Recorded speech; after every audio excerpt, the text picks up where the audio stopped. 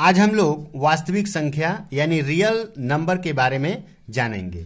वास्तविक संख्या किसी किसी बोर्ड में क्लास 9 में बताया जाता है और किसी किसी बोर्ड में क्लास 10 में बताया जाता है। तो आइए हम लोग शुरू करते हैं। तो जैसे मैंने यहाँ पर एक फ्लो चार्ट बनाया है, यहाँ पर मैंने दिखाया है कि वास्तविक संख्याओं के अंदर कौन कौन सी संख्याएं आती हैं। तो जैसे पहला नंबर दिया गया है प्राकृतिक संख्या यानी नेचुरल नंबर। तो नेचुरल नंबर क्या होता है? तो प्राकृतिक संख्या बोला जाता है, उसको स्वाभाविक संख्या भी बोला जाता है। तो कौन कौन सी संख्याएं होती हैं? जो संख्याएं काउंटिंग नंबर होती हैं यानी जिसको हम लोग काउंट करते हैं, ठीक है। तो उन संख्याओं का सेट जो होता है वह प्राकृतिक संख्या का सेट होता है। जैसे मैं यहां लिख रहा हूं 1 2 3 4 dot dot dot up to infinity. तो ये जो सेट हुआ, यह सेट कौन सा हुआ? ये प्राकृतिक संख्याओं का सेट हुआ। तो प्राकृतिक संख्या किसको बोलेंगे? काउंटिंग नंबर्स को। और काउंटिंग नंबर को हमेशा अंग्रेजी के कैपिटल लेटर n से दर्शाया जाता है, डिनोटेड किया जाता है। और प्राकृतिक संख्याओं में जो सबसे छोटी प्राकृतिक संख्या होती है वो होती है 1। 1 जो होती है वह सबसे छोटी होती है, सबसे छोटी प्राकृतिक संख्या होती है। इसके बाद हम अखंड संख्या की बात करें तो यदि प्राकृतिक संख्याओं के साथ 0 को इंक्लूड कर दिया जाए तो वह सेट जो होता है, संख्याओं का सेट जो होता है, वह अखंड संख्या में बदल जाता है। तो जैसे मैं यहाँ जो संख्याएं हैं उसमें सिर्फ क्या लगा देंगे हम लोग? 0। तो 1 2 3 4 dot dot dot up to infinity. तो ये जो सेट मिला, यह क्या सेट मिला? अखंड संख्या यानी होल नंबर का सेट मिला। और होल नंबर को हमेशा कैपिटल लेटर W से दर्शाया जाता है। और अखंड संख्याओं में सबसे छोटा अखंड संख्या कौन सा होता है? 0। ये सबसे छोटी अखंड संख्या होती है। इसके बाद हम लोग बात करेंगे इंटीजर्स की यानी पूर्ण संख्या की। तो पूर्ण संख्याओं में क्या क्या क्या आता है? हम लोग संख्या रेखा जानते हैं। संख्या रेखा में बीच में 0 होता है, राइट साइड जाने से धनात्मक संख्याएं मिलती हैं और लेफ्ट साइड जाने से ऋणात्मक संख्याएं मिलती हैं। तो इस तरह से मैं एक सेट यहां पर लिख रहा हूं, डॉट डॉट डॉट, यहां इन्फिनिटी है, डॉट डॉट डॉट, ये हम लिख रहा हूं -3 -2 -1 0 1 2 3 dot dot dot up to infinity. तो ये जो सेट हुआ, इस सेट को हम लोग बोलते हैं क्या? इंटीजर्स यानी पूर्ण संख्या। और ये पूर्ण संख्याओं को अंग्रेजी के कैपिटल लेटर Z से दर्शाया जाता है। और इसमें यदि हम लोग सबसे छोटी इंटीजर्स यानी पूर्ण संख्या को जानना चाहें तो यह संभव नहीं होगा, क्योंकि जितना हम लोग माइनस की तरफ बढ़ेंगे वह छोटी संख्या मिलती जाएगी और हम लोग कहां तक बढ़ रहे हैं? इन्फिनिटी तक बढ़ रहे हैं। इसलिए यहां पर छोटी संख्या को बोलना संभव नहीं है, ठीक है। और दूसरा बात, इंटीजर्स जो है टू टाइप्स के हो सकते हैं। यहां पर जैसा कि हम लोग देख पा रहे हैं, धनात्मक संख्या है, ऋणात्मक संख्या है। तो पॉजिटिव इंटीजर्स यानी धनात्मक संख्या और नेगेटिव इंटीजर्स यानी ऋणात्मक पूर्ण संख्या, यानी धनात्मक पूर्ण संख्या और ऋणात्मक पूर्ण संख्या। इस तरह से इंटीजर्स 2 टाइप्स के होते हैं। इसके बाद हम लोग यदि बात करें परिमेय संख्या की यानी रेशनल नंबर, तो रेशनल नंबर क्या है? वे सभी संख्याएं जिसको हम लोग क्या कर सकते हैं? P/Q के रूप में क्या कर सकते हैं? लिख सकते हैं। तो P क्या है?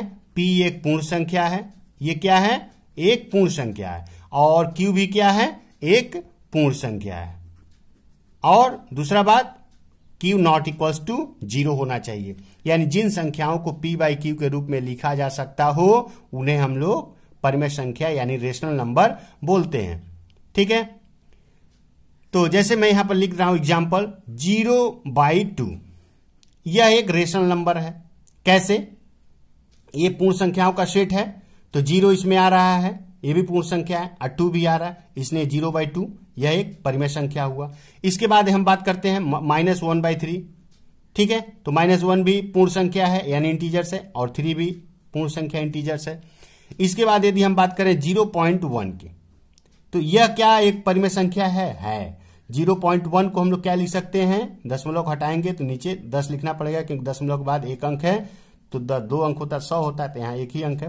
तो एक भी जो है क्या है इंटीजर्स है, और 10 भी होगा क्योंकि 3 4 5 6 7 8 9 10 तरह से हम लोग क्या करेंगे आगे बढ़ेंगे।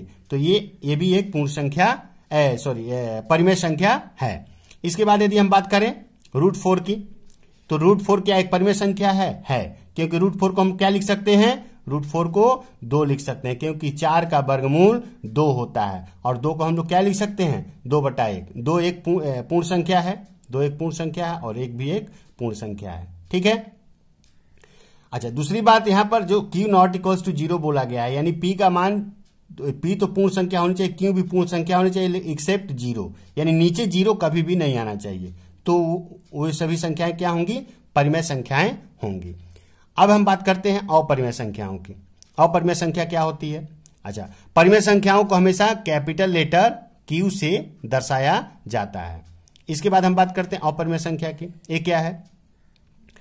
तो जो भी संख्याएं रूट के अंदर होती हैं और वह पूर्ण वर्ग संख्या नहीं होती हैं, ठीक है, तो उन सभी संख्याओं को हम लोग क्या बोलते हैं, अपरिमेय संख्या। या फिर दूसरे शब्दों में हम लोग बोल सकते हैं जिन संख्याओं को P/Q के रूप में एक्सप्रेस नहीं किया जा सकता है उन्हें हम लोग अपरिमेय संख्या कहते हैं। जैसे मैं यहां लिख रहा हूं √3/1, ठीक है, √3/1 लिखे तो 1 तो पूर्ण संख्या है, लेकिन √3 जो है पूर्ण संख्या नहीं है क्योंकि यह एक पूर्ण वर्ग संख्या नहीं है और इसका एक पूर्ण मान नहीं मिलेगा।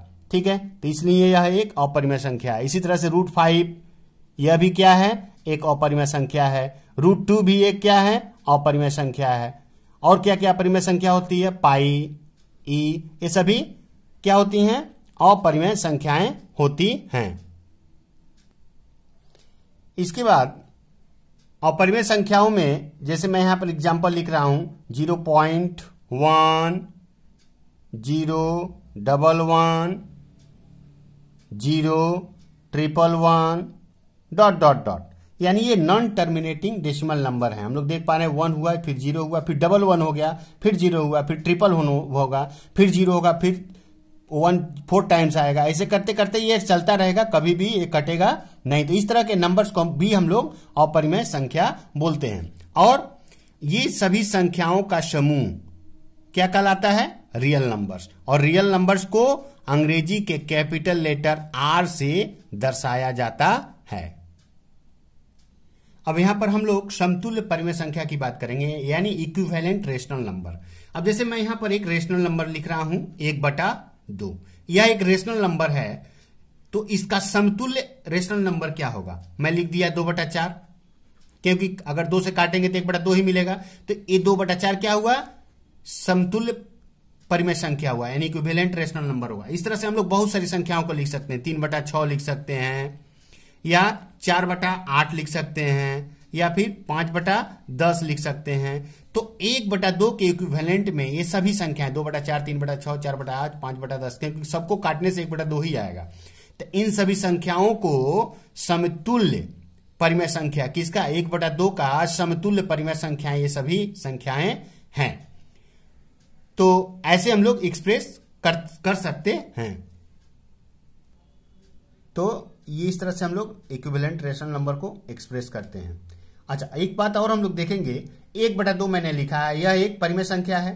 तो 1 और 2 दोनों ही क्या है, को प्राइम नंबर है। को प्राइम नंबर क्या होते हैं, ऐसे नंबर जिनका कॉमन फैक्टर क्या हो, सिर्फ 1 हो, तो उसको हम लोग को प्राइम नंबर बोलते हैं। तो समतुल्य परिमेय संख्याएं जो होते हैं वे को प्राइम नंबर का फ्रैक्शन होता है, यानी भिन्न होता है। और यदि उनको इक्विवेलेंट रेशनल में चेंज करें, जैसे मैंने यहां पर चेंज किया है, तो ये इक्विवेलेंट रेशनल नंबर कहलाते हैं। नंबर से रिलेटेड, यानी टाइप्स ऑफ नंबर से रिलेटेड भी मैंने एक वीडियो बनाया है, उसका लिंक इस वीडियो के डिस्क्रिप्शन बॉक्स में रहेगा। यदि आप चाहें तो उसको भी देख करके अपना नंबर सिस्टम को क्लियर कर सकते हैं। यदि आपको ये मेरा वीडियो पसंद आए तो मेरे चैनल को सब्सक्राइब करिए और लाइक करिए।